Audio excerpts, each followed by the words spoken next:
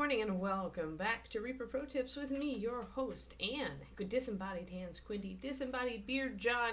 Nebulous Reaper presence, Ron. And sometimes my puppy, but today she's like, ee. More and more she's like, this is no fun. I'm just going to go lie down in the other room. She might visit us later. Hey guys. Hello. Hi, who you? Is that what that is, Zachariah? Who you? It's a good one. All right. Yay. Let's get to work. Hey guys, I sold my 500th book. Yes. Yesterday. My 500th book to random person. Yes indeedy. It's a lot of books. That's a lot of books. Most of them not even bought by friends and relatives now. Yeah, thanks guys, thanks. 1,000, we're shooting for 1,000 next. We'll probably have to wait until well into next year for that one. I expect 2 more releases will get us there. But yeah, I was working on the new book this morning. Briefly. I've been trying to get myself... I noticed that I'm much more oriented toward my writing if I do get a tiny writing session in the morning, so I try to do a 15-minute sprint, as they call it. 15-minute writing sprint. And I count it as successful, like if at the end of the sprint I'm like, no, I need 5 more minutes. Yeah, yeah, exactly, Agent Marvel. Do. Yeah. You can see I grew up on that, can't you? Alrighty, let's see here. Let's do some beer. Beer is interesting. Because, of course, there are many colors of beer. But mostly what your viewer will identify as beer is going to be that rich golden brownie-ish color. And you can use a couple of different ways to get there. But the one that I like the most is probably Lantern Yellow with just a touch of, I would say this is equivalent, this is the old Ruddy Brown, HD Ruddy Brown, but it's equivalent to the brown oxide that we put out. So 9333, I believe.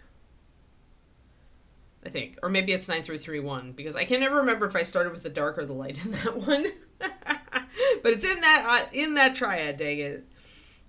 So the other color that you might be able to use, I don't know, I could try this mix, is Harvest Brown. So essentially you want that really intense gold, so start with that really intense gold color that you want, and then just add a tiny touch of a brown depending on what beer you're trying to match. And what we'll do is when we build, oh no! Okay, we've been foiled. I thought it was a glass mug and it's not, it's got wood texture. Dang it! Well, we're going to still do it because we have to use this color to build the foam color. And then we'll probably use those highlights to build the rope color. But I've been foiled. Dang it, I thought I could do a nice colored beer mug and I couldn't. I guess we're blocking in wood today then. Pylons are us. I should block it in anyway. So I'm going to start with 4 drops of Lantern Yellow. Boop. And then, like I said, I like to use just a tiny bit of Ruddy Brown. This will give you more of a yellowy color because the Harvest Brown already has a lot of yellow in it. But we're going to be using just a tiny touch of this, meaning that I'm not even going to put a full drop in. I'm just going to squeeze a little bit onto my brush.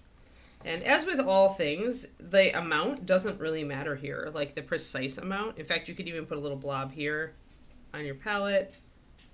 Or if you're using a wet palette, obviously you could just mix as usual, just add a tiny, tiny bit. There's a little, I'm going to squeeze just a little out here so that I can work with it. And I'm going to grab my mixing brush. I'm going to just grab a little bit on the tip of my mixing brush and mix it in. We'll be adding, that hardly impacted it at all, so that's because Lantern Yellow has a ton of pigment in it. So let's do this a little bit more. That's getting close. And we will want to add just a tiny touch of white. Whenever you're mixing pure pigments, which is essentially what this is, we're mixing an orange shade yellow. Yeah, I actually used up all that brown. We're mixing an orange shade yellow with a brown oxide. So this is essentially working with pure pigments. But almost always, just like if you watch Bob Ross, you almost always want a tiny touch of white in there. Yeah, if egg whites were actually that color anymore. So many egg whites are pale these days, or egg yolks are pale these days. I get annoyed at that, so I buy really nice eggs. I want my egg yolks to look like egg yolks, dang it. So adding just a little bit of white to it is going to solidify that color, make it less transparent, so that you can base coat with it. And it's not really going to change it appreciably. Now this is obviously, as I mentioned, since the sides of her mug are actually wooden, we're not going to be using this straight up color, but we'll be using it to mix a color for the foam, which usually has a hint of that yellow to it. So I'm going to right away go over here and add a little more white.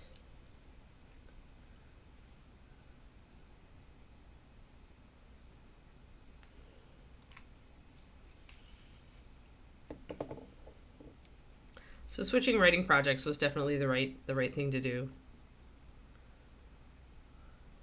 It's kind of funny, like, this whole new process of mine. It's funny because the last NaNoWriMo pep talk was also about process. And the fact that your process as a creative is totally different from everybody else's process. It's a very unique thing to you based around what your life is like, how much stress is in your life, how much time do you have, or how much time do you have to make, right? For your art, your writing, your painting, your whatever you're doing. So everyone's process will be different. But my process is definitely starting to feel like if I am working on a project and I'm getting constant more ideas about later on in the book, and I'm, imagining scenes when I'm not even writing and things like that, I'm on the right project. And that's what's happening right now with the new project. So I'm going to take this as a sign from the creative gods that I should keep working on this one. I could have probably written another hour this morning, honestly.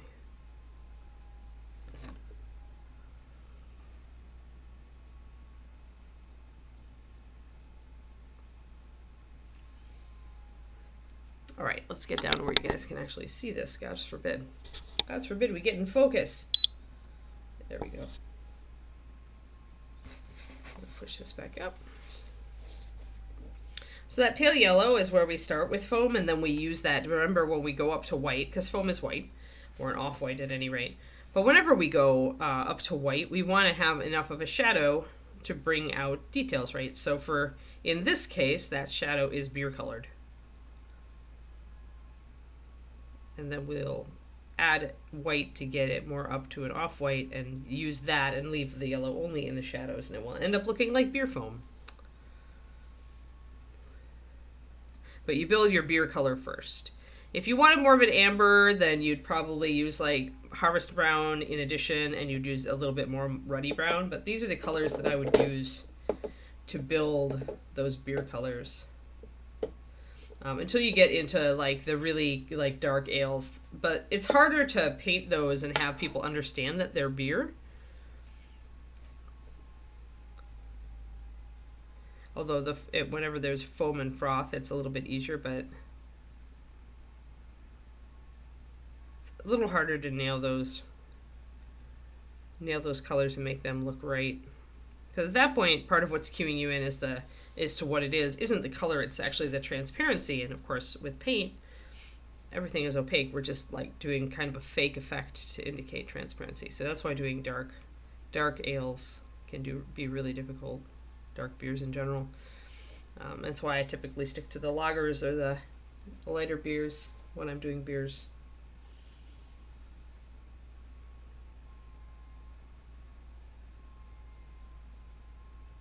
Yeah, Crows, you could make it just a statue, but that would be a lot more boring.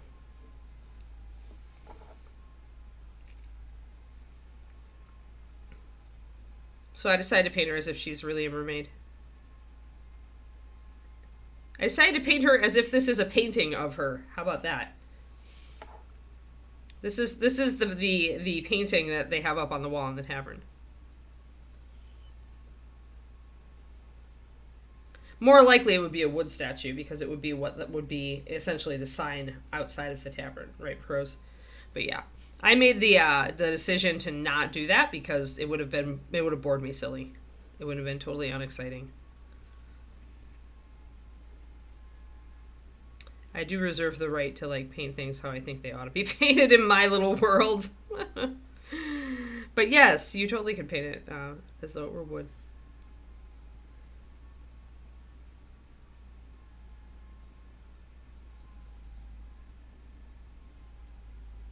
Tail ale just does not sound appetizing.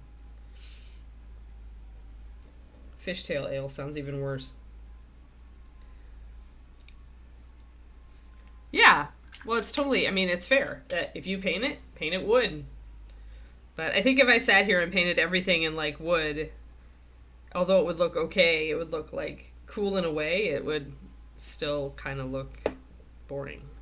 And I certainly would have gotten sick of it ages ago. Because the thing about painting a statue in wood is that, you know, I could do it, but it would take me all of like 2 days to show you every technique I'm going to do on the model. And at that point, I may as well just throw it into the done pile, the not done pile, and move on to something else. There. So there's our beer color, and now we're going to add some white to that. And I'm going to add, I think I'm going to take this, I'm going to add a little bit more brown to it and make it the rope color as well. So let us just get the white first onto that foam. I understand you're not dissing my paint job. You're just saying I did it wrong. I did it wrong according to your brain's OCD. You tell your brain that it can sit and paint this model its way if it wants to. That's completely fair. So instead of going up to pure white on this foam, I am going to mix a tiny bit of yellow into it. This beer foam is an off-white, usually, because translucent, usually things are being reflected from it and showing through it.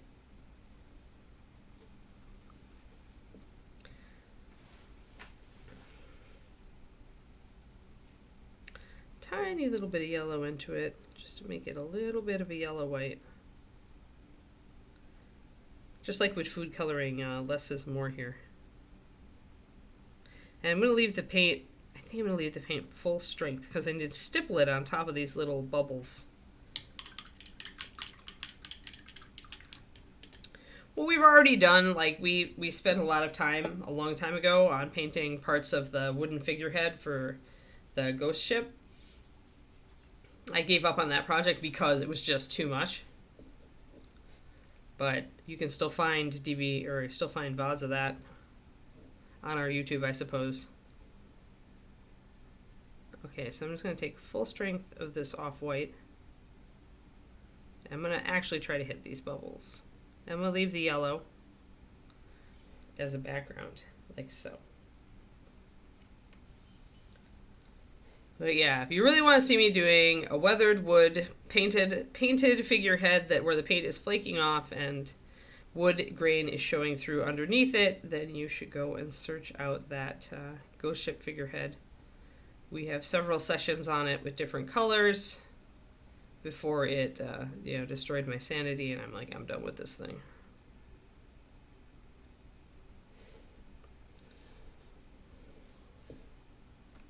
There are some paint jobs where I want just a tiny bit of water in this white. There are some paint jobs where it's just not worth it. And you have to be really committed to something that big to paint it to a high standard in that way.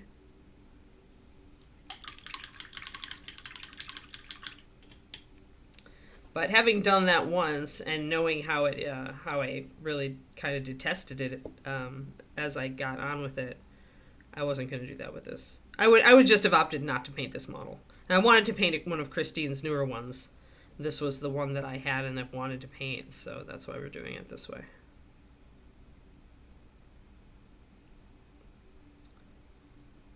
But the best thing with your OCD is to remind your OCD continually, hey, you're just my OCD. You're not this other person's OCD.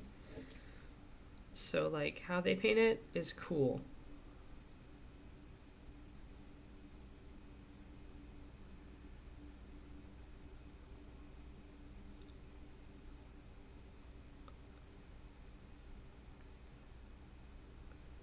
And yes, talking to your OCD does occasionally work, in my experience. Talking back to all the voices in your head is actually pretty effective. Scarily so. That's probably like what they want us to do, right? So just building that up, and we can still see that little bit of gold underneath, and that continues, that gives us that effect of beer. That still tells us that it's beer.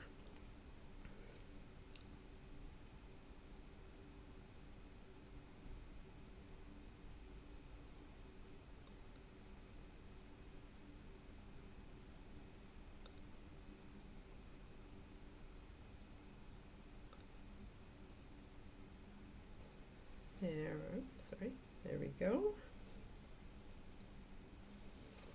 Get all the sides.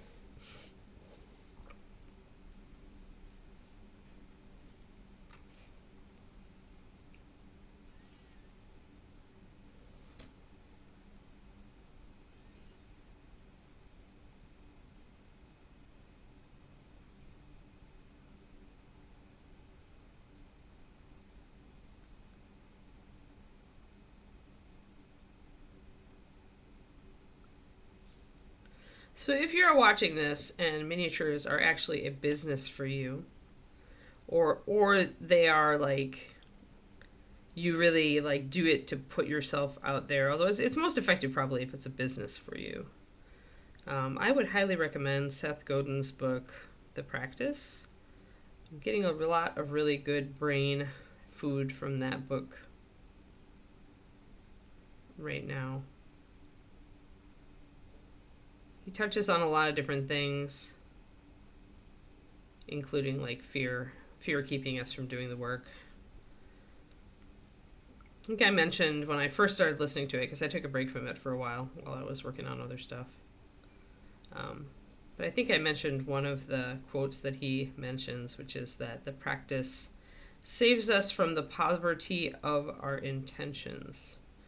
And what that means is that we always mean to sit down and paint. We always tell ourselves, oh, I could paint this weekend, or I'm going to paint on Saturday, and we really mean to, but then we don't actually do it because we haven't made it into, we haven't made a habit of actually planning time for reals to do it. So we let other things derail us.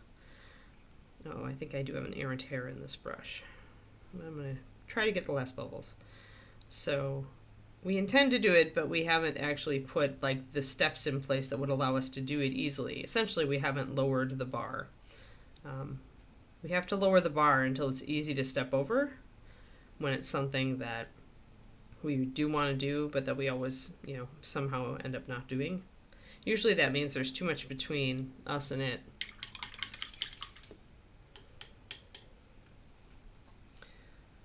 So if you... there's a little bit of roughness here. I'm going to take off with my knife. 1 second, guys. So if you consistently find yourself, like, not sitting down and painting, keep that in mind. That making a practice of it, where you always paint at 2 o'clock on Saturdays, or whatever, and making sure that you have your area like clear to be used before that time comes, that you figured out what you're working on, or whatever steps you need to take to actually paint, and not just get distracted with, oh, well, I need to prepare the area, or I need to clean this up first, or whatever, right? And then try to figure out like the way that you can make it easy enough that you can trust yourself to sit down at, when you decide to sit down. It doesn't have to be consistent every week, although that helps. It could just be that you choose the day during the week that is going to work best for you, and you just change the time, but you do commit to like once a week. But once you have that dialed into your brain where it's a habit, it makes everything so much easier. And it's by making it a practice that you can do that. Because otherwise, we intend to do it, and we never do it. And then we get down on ourselves, about it. We feel bad. We wonder what's wrong with us, or we just, blame it on something else. And that's really not productive at all. That doesn't get us what we would really like, which is to have some time with the hobby we love.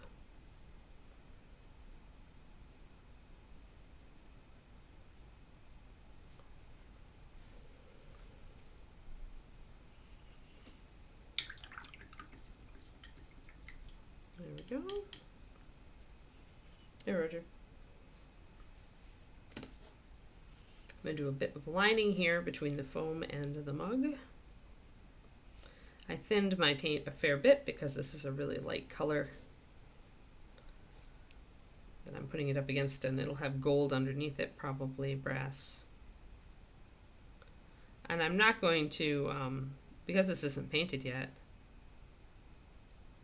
I'm not going to worry about being too neat. I'm going to just err on the side of messy on the side I haven't painted.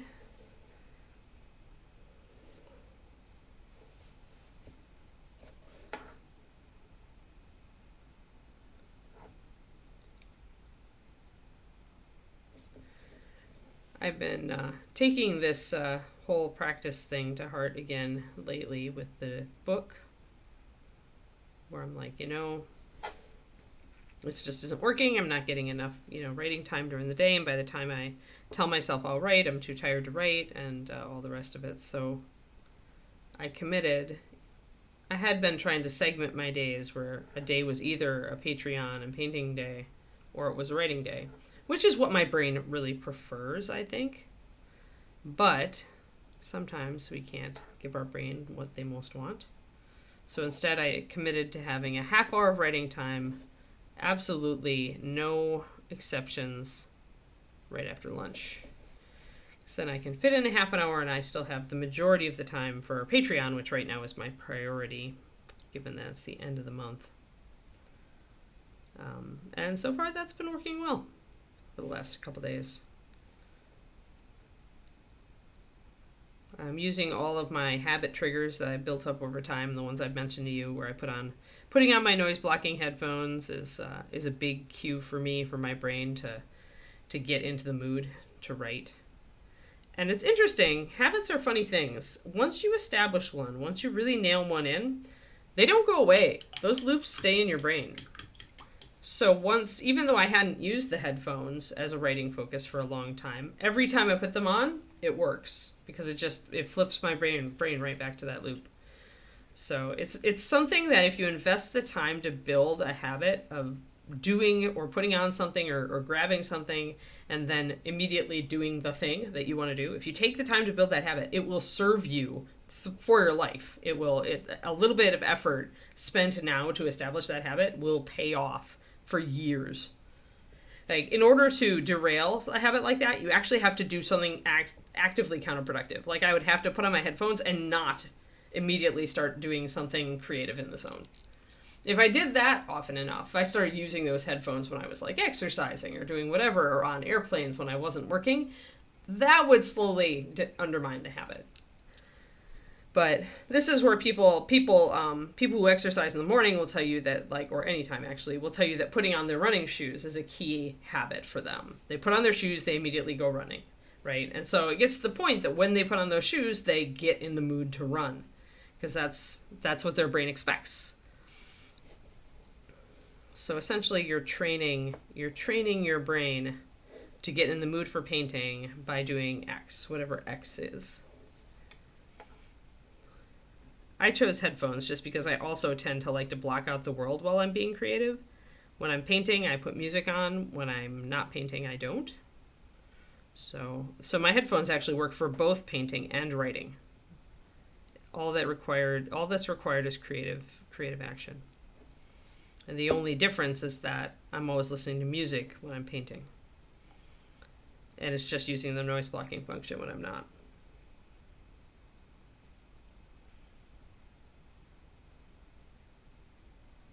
So it's an interesting thing. But you can totally, instead of your brain always running your life, you can totally make it serve you.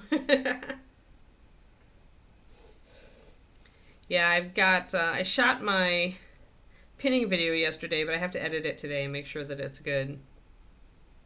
And I also shot part of my my paint along videos yesterday. So today is another shooting video and video editing day for me. Coming down to the last part of the month. The holiday, I was on track by the holiday, so this isn't totally crunch. It's not too bad this month. I feel like I'm doing okay, and I'll definitely have all 3 videos done by the end of the month. If I'm good, I'll get the new YouTube video up today. So if you're on my Patreon, even on the free level, you'll see the new video go up, and you can watch it early. For those of you who are not patrons, you could go to the YouTube, and essentially the last video I did, which was on green stuff, using green stuff to disguise mold lines, that will go up to the public when I post the pinning video up to my Patreon.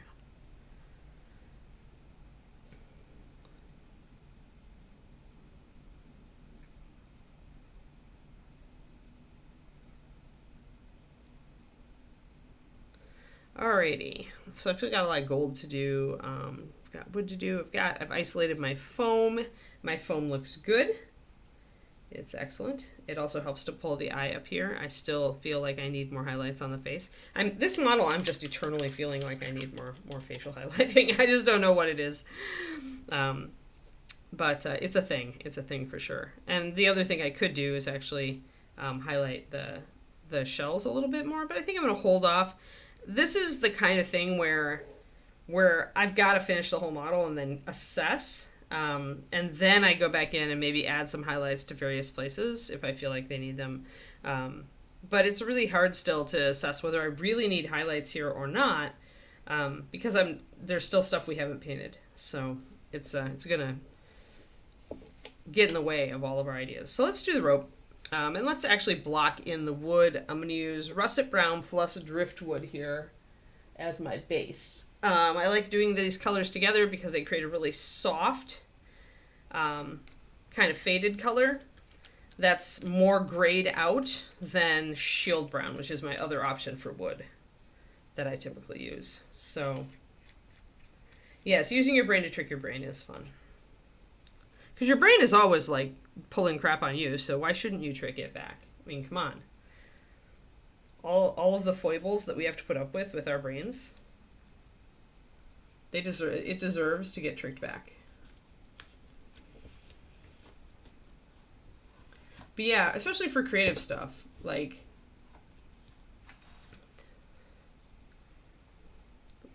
you can reduce the muse to just habit, like... It doesn't make it any less miraculous when you get in the mood to write instantly when you do your habit. Or to paint. To create. To be creative. Got globs in my russet brown here. Had to clear them out. They were definitely resistant.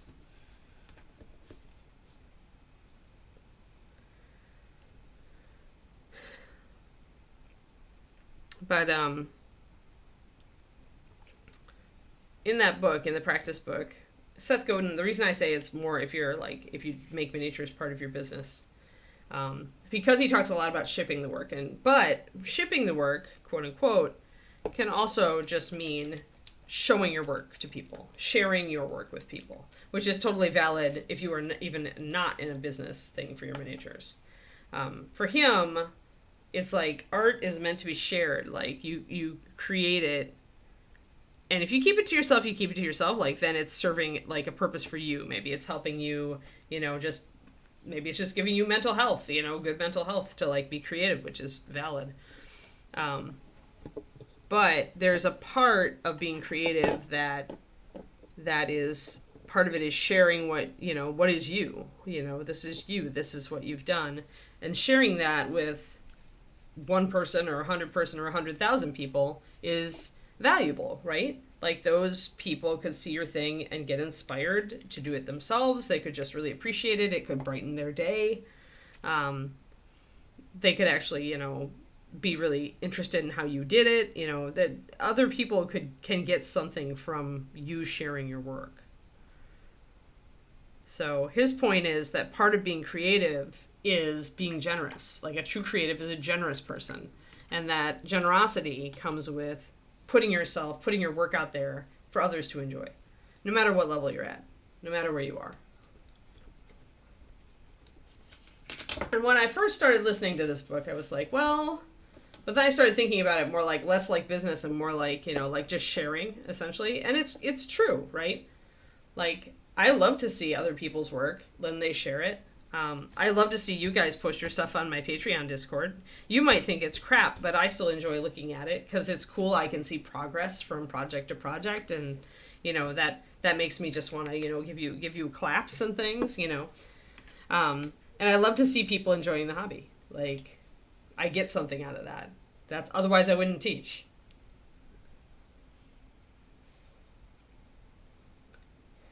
Yeah, it is an interesting perspective, and it's one that, as I understand that more and more about myself, like how I react when other people post their stuff, um, I tend to say he's got something there. He's onto something there. Good old Seth is onto something. He isn't a multi-million-dollar best-selling author for nothing. um, So when you start thinking of it as and one of the nice things about thinking of it that way, about thinking of it as being generous with what you've done, like with sharing part of yourself, is it takes some of the anxiety about that away. So if you are nervous about sharing your work with other people, just think about the fact that you could inspire somebody to start the hobby themselves, or you could be like, oh, you did this, maybe I can do this, it's that kind of thing. If you start thinking about it that way and less about how people are going to judge that thing as part of you, then it opens up more of a healthy mental space for you to share your work, if you're nervous about it, right?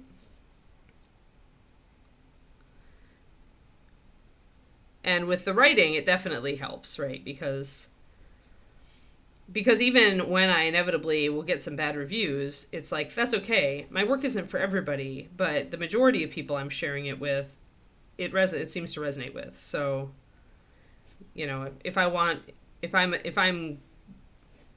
I wouldn't want to take that away from people. Like, I'm going to continue to share my work, like, because it is an act of generosity. My books might make somebody feel really good during a really dark time, and so that's probably like the thing I would most wish, because that's what my favorite books have done for me. When I've been in a really dark place or a really unhappy period of my life, I tend to read a lot. And those books like just do so much for me when I can't really take the steps right away to help myself. So that's what I would hope,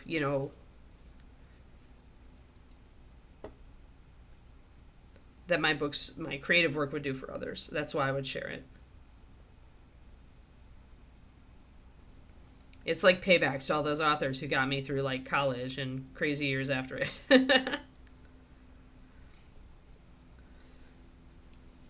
But I like that perspective. It's good. It means it equalizes work. All work is worth sharing, right?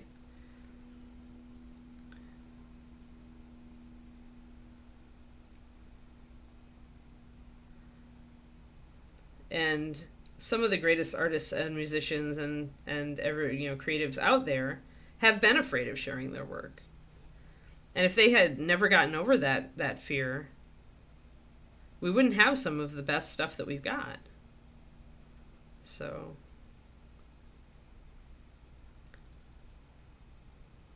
seeing the generosity in the act can help. There we go. We got a little green stuff there. I'm just going to paint right over the green stuff. Not going to bother to prime it. It's in this recessed area, so it really doesn't matter. But yeah, so I like that book a lot. It's long. I'm listening to it on audio. It's taking me a long time. But and parts of it will feel repetitive, but then he'll elaborate on them more or in a different way. It's cool. It's a cool book. Seth Godin, The Practice. And it's just generally, I think, a good inspirational book, too. I'm always looking for creative, inspirational books.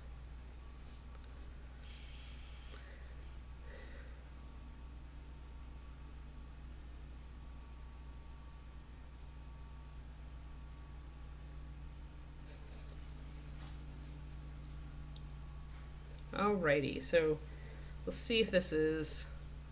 This is probably a good place to go. What I'm doing down here now, the thing is, look at this. So we don't have a lot of dark colors down here to anchor. So this is something where I'm going to be probably taking a lot of brown liner and slowly weathering, and dark greens and stuff, and slowly weathering the wood as it gets closer to the supposed water line.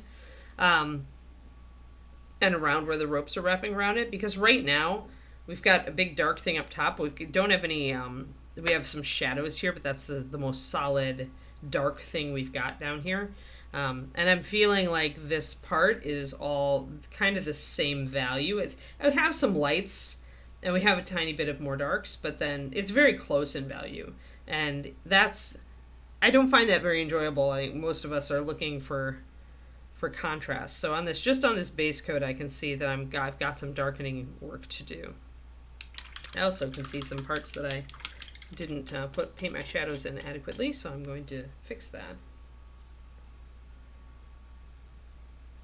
It depends on if you're going to be handling it a lot, Polly.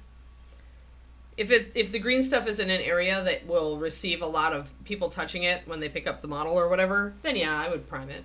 I'd wait for sure 24 hours to let it do full cure first. But I would do brush on prime.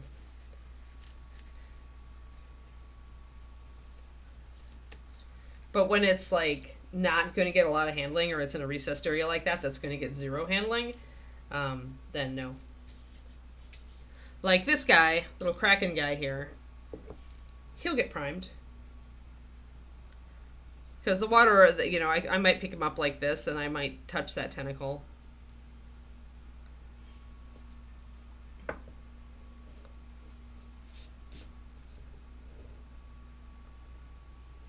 But for me, it's like priming and sealing tend to be like questions. If it's optional, then the question is how much handling will the figure get? Because any primer and sealer are going to help the paint adhere to the model better and reduce the effects of handling.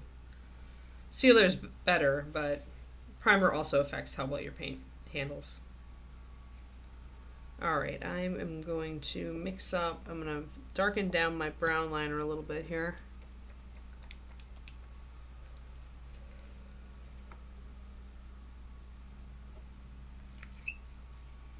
Got it a little bit thin.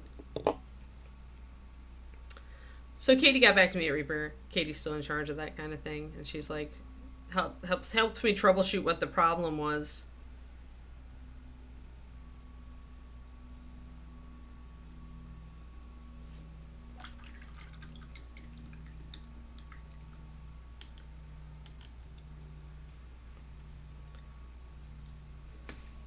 And it's funny because I know that I've changed this several times, but PayPal every once in a while like doesn't seem to retain the correct address for me.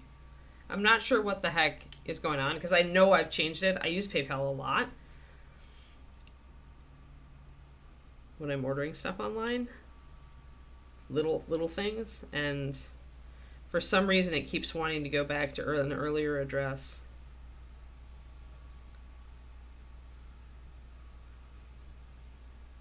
So even though I know, and we can see in the system that I filled out the Reaper address correctly on the Reaper site, the fact that I used PayPal to pay for the last little bit of it flipped the shipping information. So that was why we had this problem. And it's weird because I've bought things like this before and I haven't had the problem. So it's weird. She says it's a bug she's been trying to nail down for a while. So always double check your address on PayPal, folks. It's tricksy and false.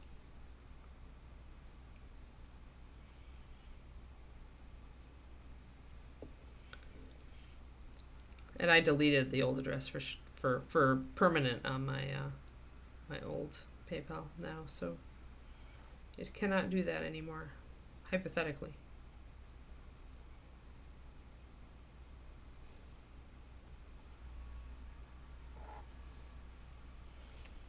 Although it might take me a while to get the figures that I ordered now, so I might not be able to do winter figures as I had hoped.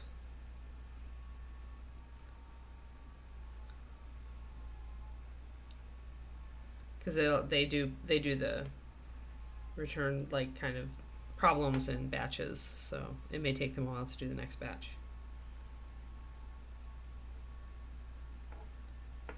Yeah, Quindy, there's definitely bugs out there, so that's cool. Like, I did put in the right information. It was PayPal's fault, but then I went into PayPal and finally just permanently deleted that address so that it could no longer send to that address. I'm gonna kind of start darkening up some shadows here, just taking things a little bit darker to get better contrast.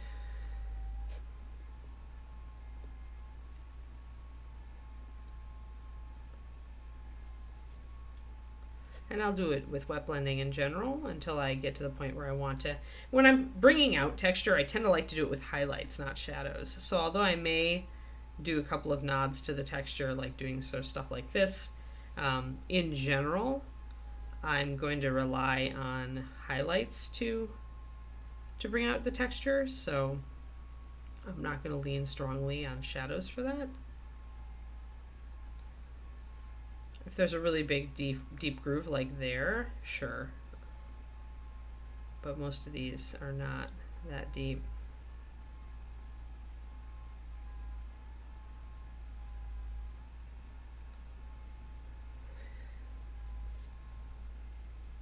I think it's cool that she carved her initials into the back of the wood, by the way. And I'll totally do those in liner.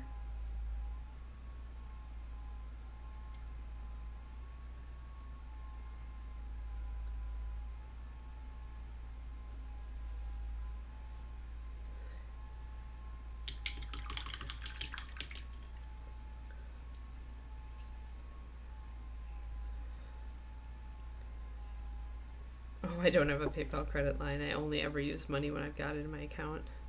I have really, since it took me years to dig out of debt, I am a zero debt Ann now. It feels so good to be a zero debt Ann.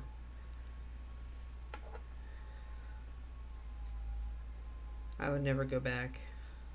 David makes fun of me a little bit for it, but I'm like, you have never been in crippling debt. I have been.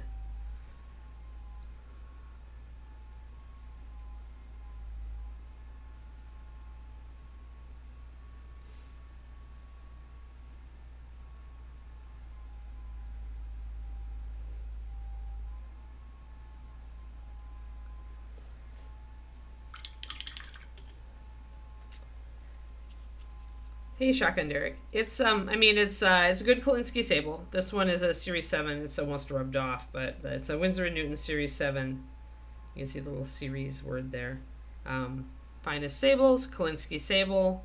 Yeah, it means it's going to keep a really, really good point for a very long time if you take care of your brushes. These are expensive brushes, but they last for years with good care, so I have many brands that I enjoy.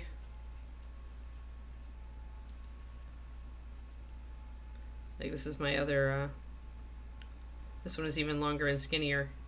So actually the one on the right is the one I actually like using more, and that is a Da Vinci Maestro. It's also a Kolinsky, and there you can see the actual Kolinsky. It's a Series 10, which means they're standard round, and the size is number 1.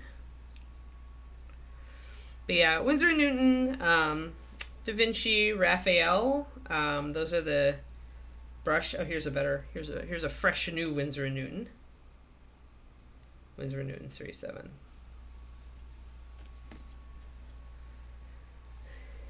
But yeah, the brushes, I mean, you'll pay like $15 to $25 for them depending on where you buy them, but they last for, as I said, years. If you don't paint very much, they will last you for years. If you paint a lot, I think the fastest I've ever broken one of my sables is like 6 months when I was painting really full time when I was freelancing. If I did that, I could break a model or break a brush faster, but in general. So we're getting that kind of stained look here, and that's what I want. Yeah, I don't like Winsor & Newton for that reason, actually. Raphael, I've never had a tip splay. You do know, depending on where you order them, Shotgun Derek, if you get a brush that splays like right out of the packaging, you can absolutely return them. Like if you order them on dickblick.com, I think they're mostly here in the US, but a lot of companies will, with brushes, they understand that brushes can get damaged in shipping, or they can just be a bum brush, like it happens, and they will let you do a return. Although, I don't know, I've ordered Raphaels online, but as long as the tubules are still on top, I've never had a problem with my Raphaels. Winsor Newton is another thing. I have had problems with them over the years, and this one that I was using today is actually like the first time I've given them a chance in a long time, and this brush actually is holding up. But yeah, I think I have experienced also that they are rather hit and miss. But Da Vinci is my brand. Like if I could only order ever any one brush brand ever again, it would be Da Vinci. And I would this is a 0, but I would use my favorite is a size 1.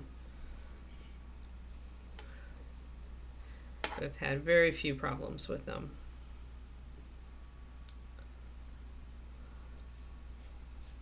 I do, and I talked about this also yesterday, but I also do feel like some brushes, actually, if you break them in, do better. Like they have a certain break-in period. 25% chance of getting a good Winsor & Newton. Yeah, yep. I agree, Quindy. I would actually give them a 50-50, but yeah, it was enough that it just stopped me from buying them. Like I couldn't rely on them. And if you're paying that much for a brush, you're just like, yeah. So, Da Vinci Maestro, whenever I have the chance to buy more Da Vinci Maestros, I do.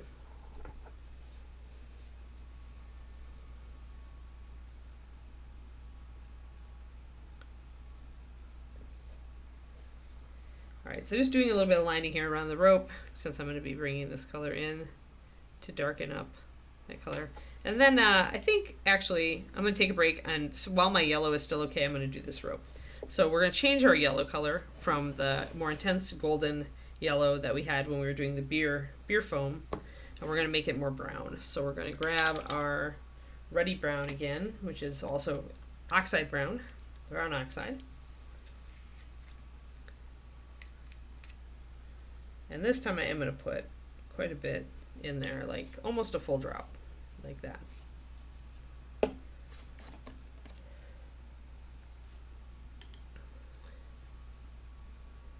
yeah, sticking to Raphael and Da Vinci has mostly gotten me pretty good results. Alright, so that would be a good dark, that's a good dark shadow. I think I want to lighten it just a little bit again, just a little bit of white. This is a shadow for my rope. That's pretty good. So I want it muted just a little bit. If I feel like it's still too intensely yellow, I can actually add a tiny touch of my brown liner. See that on the tip of my brush? And that is going to make it more into a brown. It'll mute it out a little bit.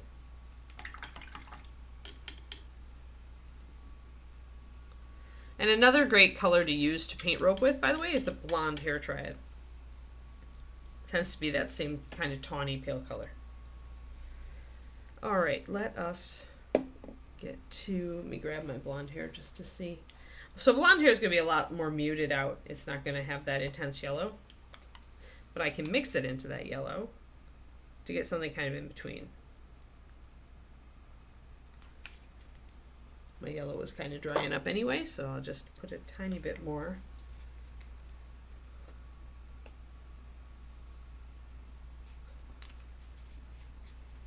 Amazon allows returns on brushes too, by the way. They usually just sent me a new one when I got a bum brush out of them. All right, there we go.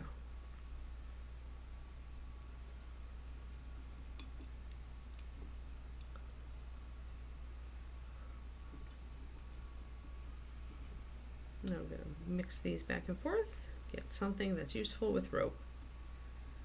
That seems good. And I've got my off-white back here that I'm going to make a little more yellowy because I don't want it as white for rope. So So that's that color right there.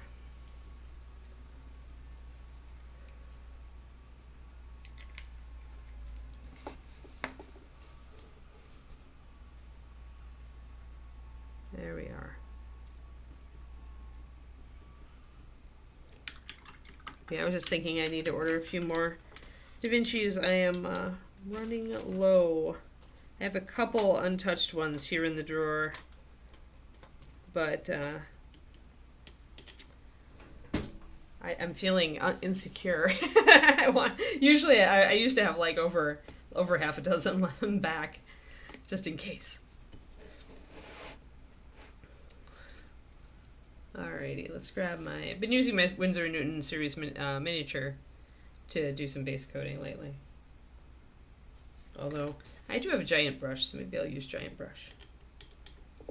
I have a number 2 Winsor & Newton series 7, which is huge. But, for base coating the rope, it's probably fine.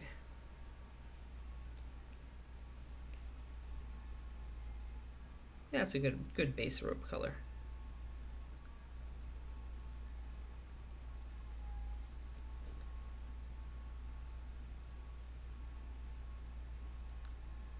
I do find the Winsor & Newton are more fat than the Da Vinci's, and that's why I'm not as much of a fan, too. I like a less full-bodied brush in general.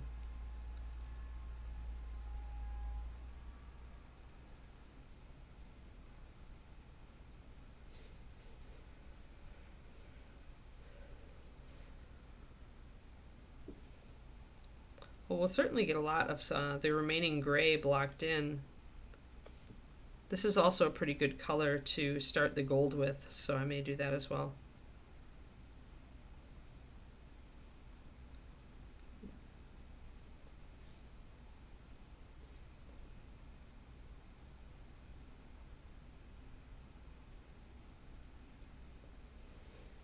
Let's get a little bit back. Alright, so yeah.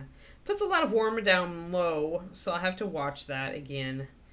Probably we'll discolor the rope a little bit and make sure that our attention stays up here. So it's a challenge of doing light colored things on the bottom.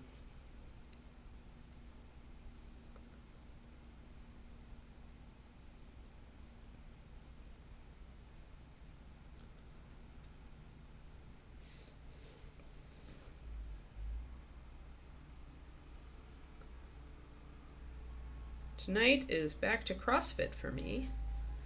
After a week off, they closed down the gym on the week of Thanksgiving, so get to see how much I can beat myself up tonight. See how bad it is. Knowing our gym owner, he'll probably give us some silly benchmark workout that's meant to like almost be vomit worthy.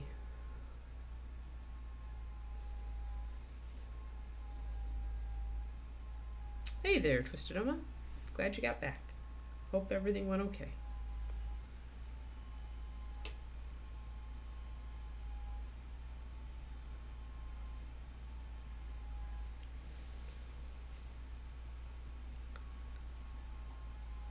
We're doing a lot of blocking in things and filling in stuff we haven't done. I need to take that wood color and do the little mug as well. Tuesday is one step closer to Friday. Although I get this coming weekend, but then the weekend after my parents are in town, it's like the holidays start to close in then.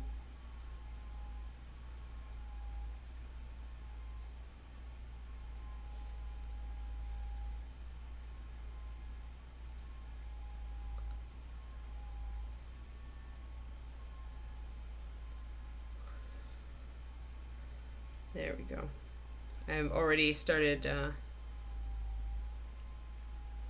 buying Christmas presents, which part of me is like, oh, it's way early, and I'm like, no, just get the dang thing done.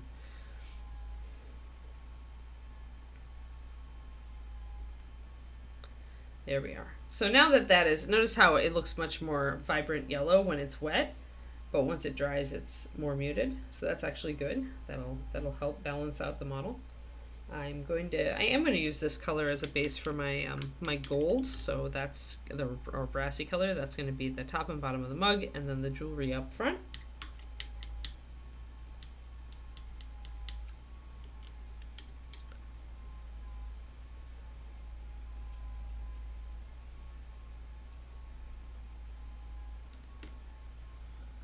Grab my Da Vinci for doing the gold because I want something really small and narrow. This is my Da Vinci 0.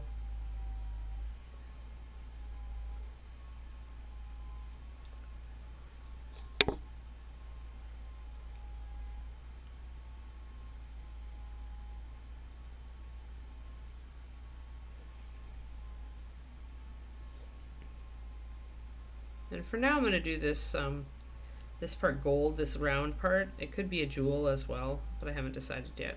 So I'm just going to do it in gold, and I'll decide afterwards.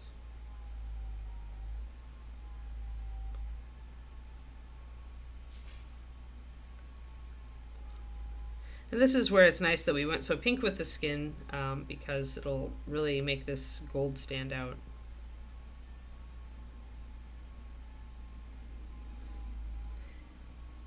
Once we get our highlights on there.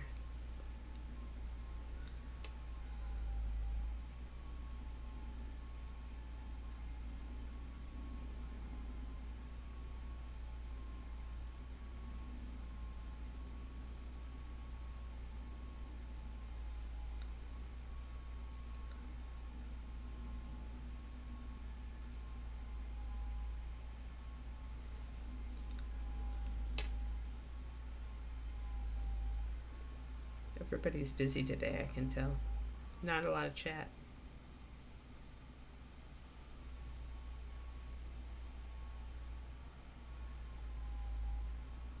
I put up Christmas lights this weekend, or this past weekend, so. And then I constantly forget to turn them off before bed, so it's like our orange tree is lit up nonstop.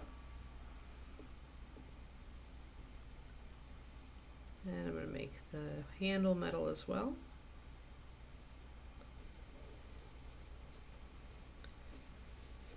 Yeah, I was really good like last year at remembering to go out but it's so cold out there. I don't want to go outside. I don't want to go outside and turn the lights off. It's cold. This is the time of year where I get whiny, so it's because it's too darn cold outside.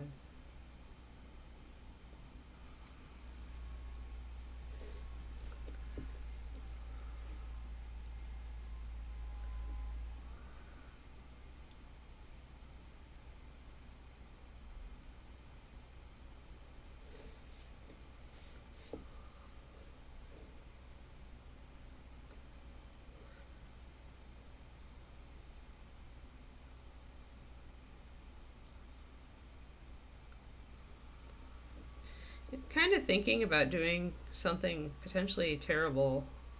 I always feel kind of crappy after Thanksgiving because it's just too many carbs. It was funny because this time I've got my 5-year journal that I've been filling out, and sure enough, like I always reread last year's entry before I write my new entry for every day, because it's interesting how it gives me perspective.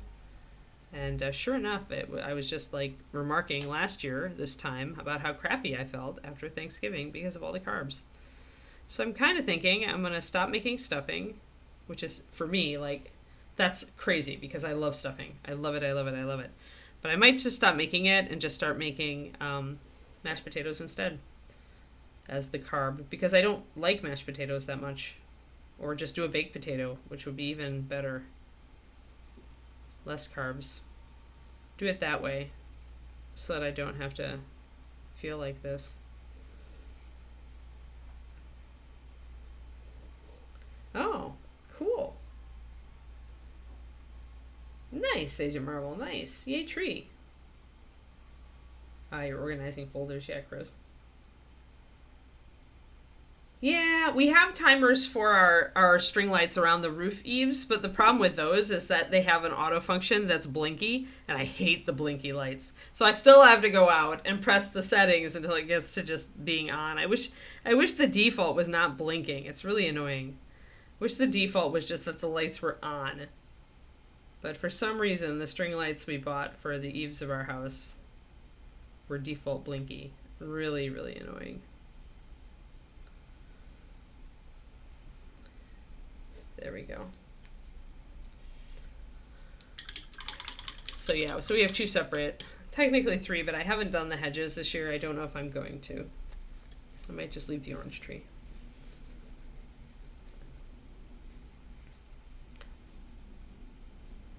I was happy enough that we got the lights up on post-Thanksgiving weekend. Because usually we're much later and then we don't get to enjoy them very long before we have to take them down. Oh, there's a wooden pylon back there that I totally missed, you guys. We're going to pick up our tree, I think, the weekend that my parents are here. Told my mom she could help us decorate it if she wanted to. Thought it could be a good holiday thing to do together. My dad probably doesn't care. There we go. Got that. And we'll definitely darken that one down. And now we're going to use that same wooden color to do the wood on the mug.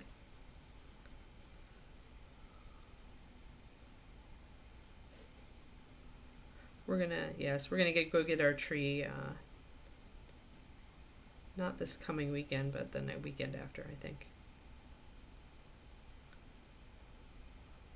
I feel like we always get it early, like that the habit of everyone is to get it really early, but I always feel like the poor tree is like half dead at that point by the time Christmas actually comes. So I've decided I want to get my tree later this year.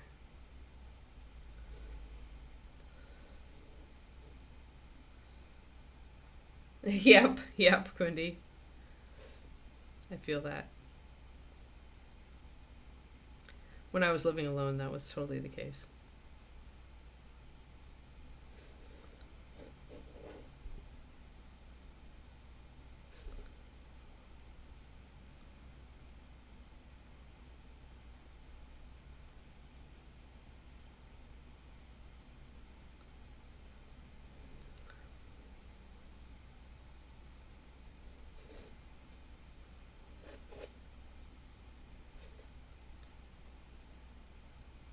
There we go.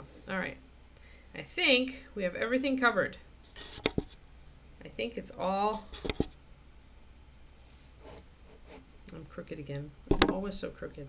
I keep hitting my camera. So I think we have covered all the gray except the base. And we're getting a much better sense. So on the back, the brown isn't bad. Like, because the brown, we've got that big anchor, so we've got something dark on this in the frame, and the rope can come up lighter, but I can actually highlight the upper parts of the pylon a little bit more, since I have this dark thing up here. Lantern yellow plus brown oxide plus white, and I added a tiny bit of brown liner because I wanted to mute it, make it a little grayer and less vibrant roger.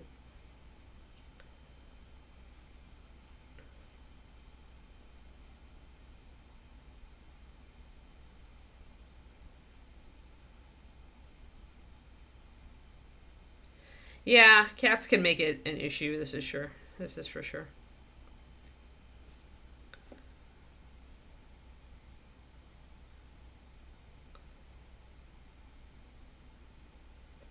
Kiki was good with it last year, even as a terror puppy, so hopefully she will be good with it again this year. She'll be much better behaved compared to the last time my parents were here. Or even when I took her to visit them. That was almost a year ago. It's like 10 months ago. Doing lining around the parts that I just blocked in to be gold around the mug.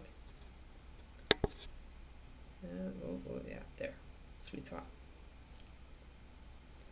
I like using Reaper's liner colors, either that or walnut brown. So if you didn't know Shotgun Derek, I created the Master Series paint line. So I was the one who was making all these colors from scratch, doing all the formulations, naming them all, and then I mixed almost every batch over the course of 17 years until I left out to come out here to be with my guy, who's now my husband. So these are my 2 colors that I like for shading usually. Another one, depending, like, with really weird models, like undead models or demonic models, I'll sometimes use a blue instead, like one of these bluish liners. Liners are more translucent naturally than regular MSP paint, so this enables me to, like, do the shading, the gradations here a little bit easier. I don't have to fight a lot of opacity. If I want a softer, more natural line, I'll use brown liner. If I want a really hard line, like more cartoony, I'll use walnut. Walnut has a ton of coverage. Because it has such high coverage, it's easy. You can thin it to the point where you can draw thin lines, but still have coverage for that. So it depends on the kind of model I'm doing. Sometimes it doesn't really matter that much to me. Right now, my brown liner's solid enough for this kind of thing, so I'm using it. Although this model is more cartoony and I could totally go with the walnut, it wouldn't be a bad call. But yeah, so I thin them around, I think the liner is around a 4:1 right now, so you can see that it actually is pretty bold. I can do a really thin line with it with my brush and still have it be fairly dark, but you can see it's not totally opaque. Whereas if I was doing this with walnut, these would be a much harder line, less see-through when they dry. But like if you do like historical models, for example, or anything like that's more naturalistic, I always use brown liner for that because it can be softer to suggest those shadows. And then I'll go, like I said, with hard stuff. I usually don't use black. I made an exception recently when I was working on a comic book style miniature to use black for all my shadows and lining, which was fun and interesting. I just put that model aside for a little bit because I wanted to work on other projects. Probably go back to him soon, actually. I'm kind of in the mood. But he's in the other room where I drag him out. I think he's in the other room. I don't think I kept him. Oh no, maybe I lied. I think I lied. Yeah, I lied. He's here. Lurking. He's lurking. He's waiting to come back. He's like, I know that you are going to come back and paint me. So that's black.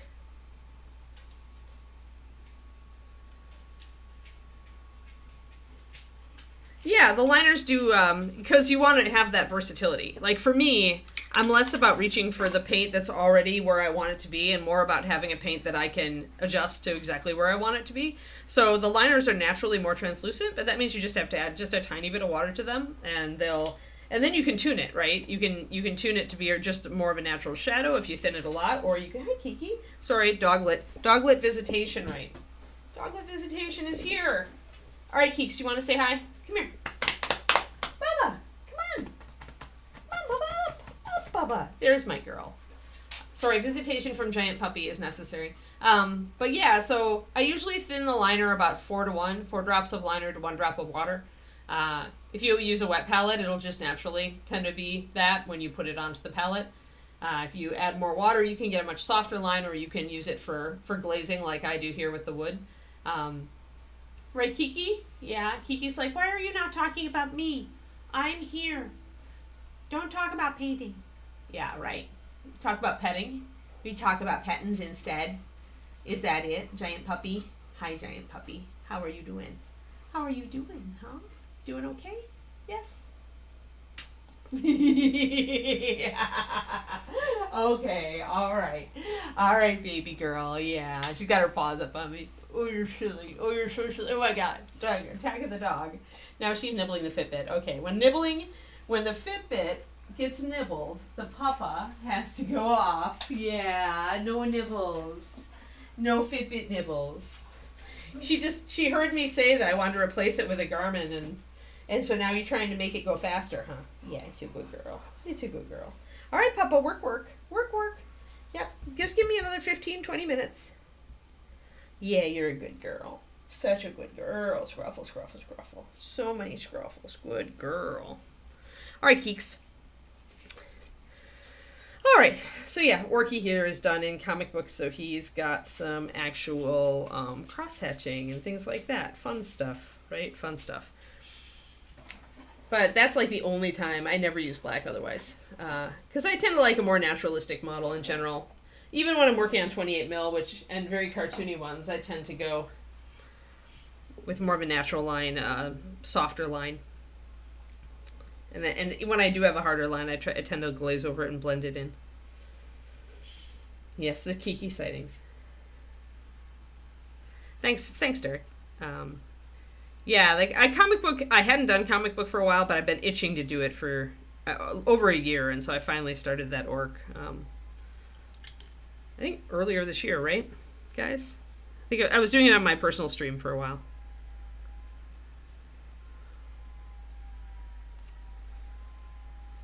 Let's see here. Oh, that's too much. Trying to shade over here a little bit and darken that line down that I can see. There we go. But yeah.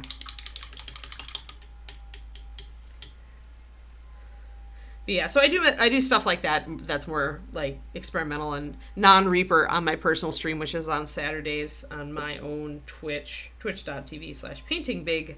Painting Big is my moniker. We've also been working on Crystal Dragon, who is pretty awesome, turning out really well. He's coming along. I need to do the other side, but on the highlights, but he is coming along really well. So we do bigger stuff, weirder stuff, non-Reaper stuff. I was working on Adventure Cat's Owlbear as well. I need to do his fur. His fur is next up. And then I was also working on like a Clint Eastwood bust, and I'm going to be working on an Anubis figure, getting the base done. Yeah, so I do a lot of other stuff. I do a lot of 28 in general on this stream, and all of it Reaper. And then I do a lot of other stuff on my own stream. This whole year totally blends together.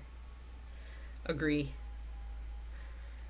So now I've got all that in. I've got my lining done, and okay, so let's go back to wood shading for our last 15 minutes or so. So now I want to thin down this brown liner a bit, and I'm going to maybe I'll just add a drop from my dropper bottle. There. So that'll take it to about a 2-to-1, I think. And then when I mix that up, it'll make it a little easier to do the shading. Let's see how that looks. So that's more, you can see how it gets a little bit more see-through, and as it dries, it's going to be lighter. Of course, when you thin paint as opposed to ink, it does tend to dry lighter than it looks wet. So I'm going to keep that in mind. I think I'm going to stick with about this consistency, maybe just a tiny bit more. So I'll have just a tiny bit of water on my brush, and I'll bring that in. All right. I work with a wall palette because I like to control my paint consistency more than I can on a wet palette. I can do a wet palette if I must, but I don't really usually enjoy it as much as I enjoy the wall palette. Where's my, what do I want to use for this? How about, yeah, we'll go back to the Da Vinci. Yeah, the whole year is really blown by. Although it hasn't. If I go back and I look at everything I've gotten accomplished this year, like writing and publishing 2 books, like it feels insane. It feels insane that I did that this year. It feels like it was like last year.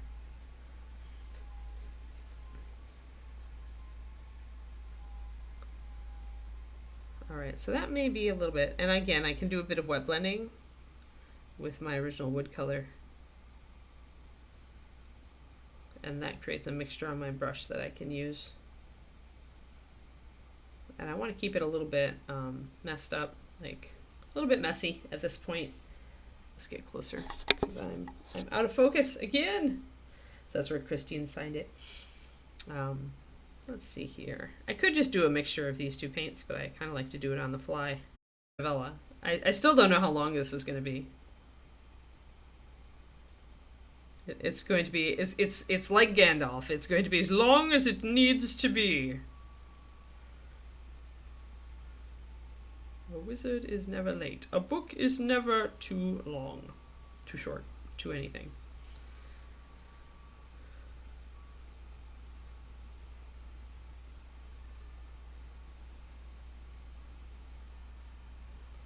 Just trying to get the deeper cuts here, and I'm going to block in a darker shadow here in the where it's fading back by the tail.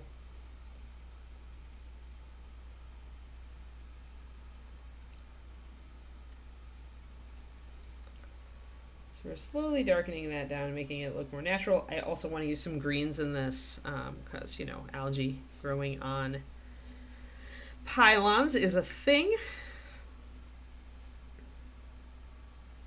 Huh. Yeah, mine doesn't say anything.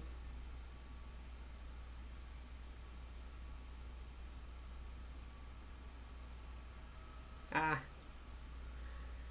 Yeah, Twitchy, not us. It's Twitch, it's not us. All right, so you can see the difference after the using the thinned liner up here compared to what it looks like down here. We drop some of the yellowy color out of it, right? When you add that off black, it definitely takes down that feel of that mixture that we started with.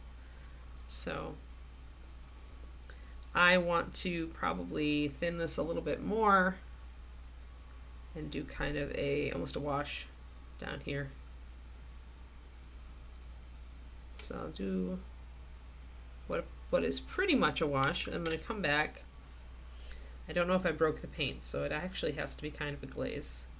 And I'll pull excess off of that just in case I did break the paint. I don't want it to dry all weird.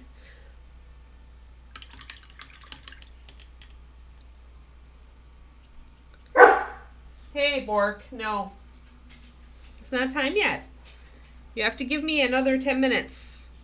10 minutes, Kiki. 10 minutes. She's getting impatient. She's like, she found a ball at the park this morning and carried it all the way home. The park is definitely a good ball farming spot because so many kids go and use the baseball diamond there. Or people throw a ball for their dog and then they totally lose it because their dog doesn't bring it back and they can't find it. So Kiki got herself a new blue rubber ball this morning, which is outside, and I'm sure she wants to go out and find it where she dropped it and play with it.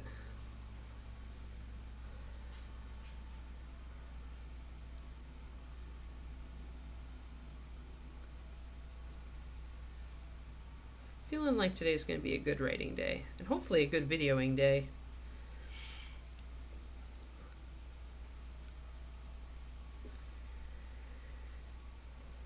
I think my pinning video turned out okay.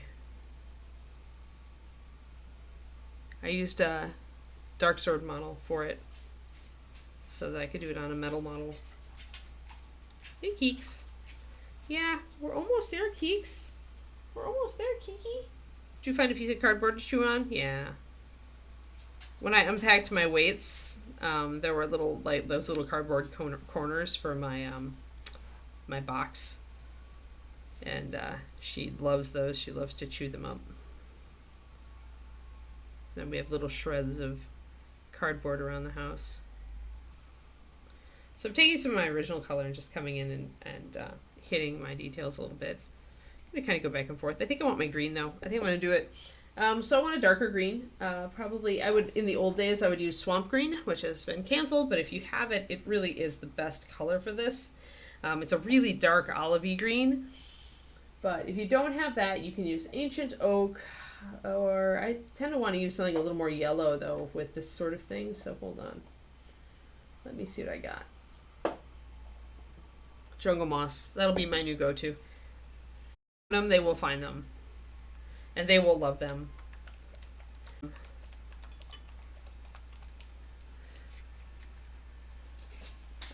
Traditional tennis balls actually have I think it's the adhesive that glues them together can actually erode the enamel on dogs' teeth. So don't put traditional tennis balls out there. But rubber balls are pretty safe and easier to wash. So I'm going to do a 1-to-1 here. I'm going to have 1 drop of jungle moss, 1 drop of my flow improver and water mix. There it is right there. Hi, Keeks. Yeah, you hanging out? So Twitch is like totally screwing up with us right now. Am I right on that, Quindy? Should I call it? So I normally would go a little late since I started a little late. I'll do the screen real quick and then we'll call it. When Twitch is being twitchy, it's just like annoying.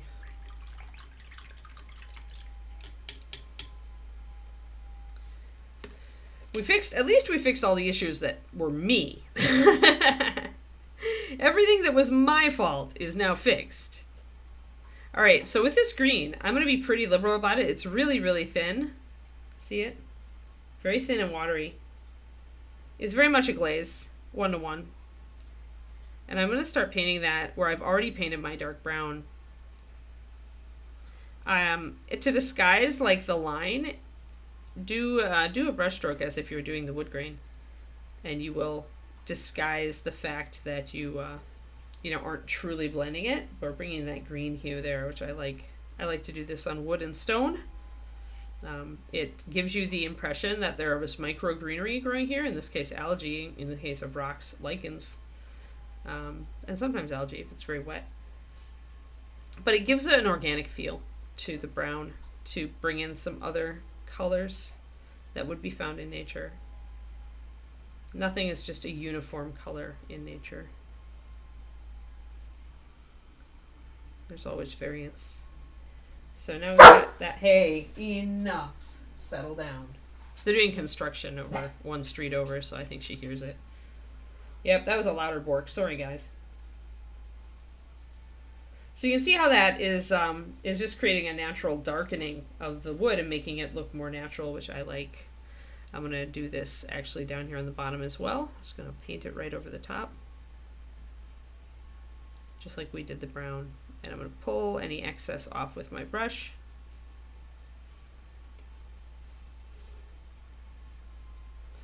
And actually we need to do this to this as well. Grab my green in there, darken it down. Grab some of my brown. Oh, now Kiki's going to bring loud toys and drop them on the floor. You are just a silly dog. Have I mentioned this? There, now we've darkened down that wood. We can bring back our wood color and lighten it up again, but it is in the shadow. She's definitely like sitting on it, right? We're sitting on the anchor and it's sitting on the pylon. So probably I won't highlight. I'll highlight that little edge where you can see the light hitting, but not much else. So, oh, and I totally did not do this little front pylon here.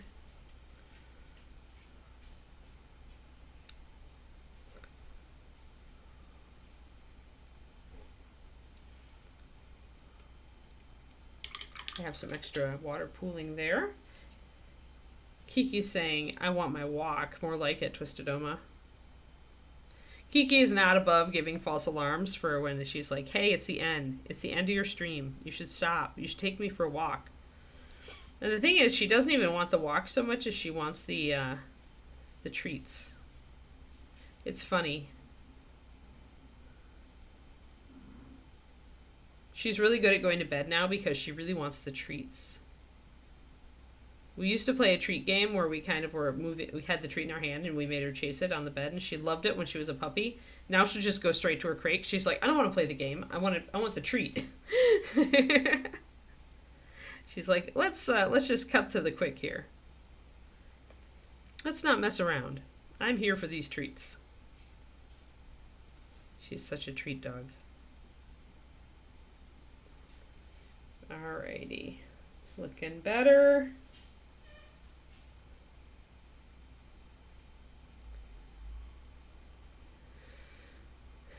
So we got a lot. We didn't get all of this set in quite. I think I'm going to grab my brown liner and do just a little bit over here on this wood, just to get a little bit of something down on it, scribblies. And of course there's the top of these pylons as well.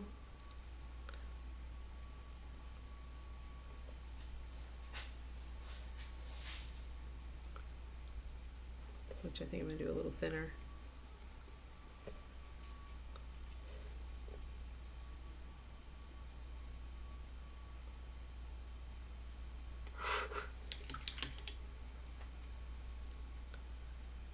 Pull off excess again. I just want to discolor them a little bit so they've got some relief. Then we'll come back and we will highlight stuff. All right, we got a decent amount done today. We've, wow, she's really popping.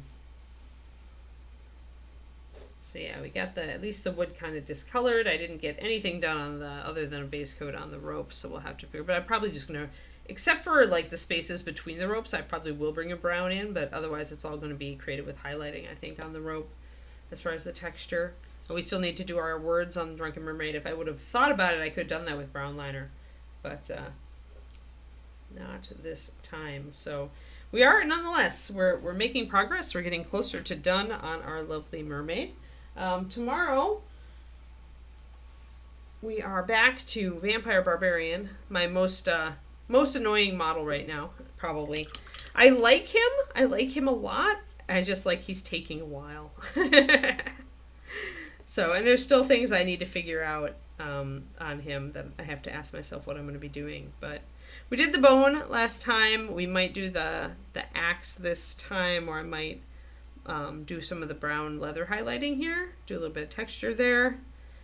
He's coming along. He's coming along. I do like the bone on how the bone came out on the shoulder pad. So yeah, he's got a lot of fixtures too, little bits of brass and gold that we need to pick up eventually. I need to choose a color for what I'm doing on this. I probably will do a lighter brown, like a rawhide brown on these wraps. I think that's going to be the best option. And we'll see how we do there. And then I did want to do probably red on these little wraps, I think, after all, on the boots. So yeah, so we'll probably be blocking in more like stuff like that on him tomorrow, and doing some, maybe I'll get that leather down and highlight it.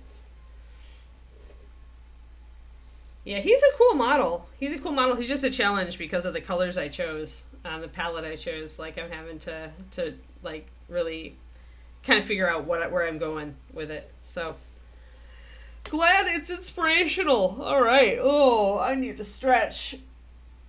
I feel like I need more caffeine today, guys. I feel like I do. I had black tea this morning. It wasn't enough. Wasn't enough. All right. Thanks so much for hanging out.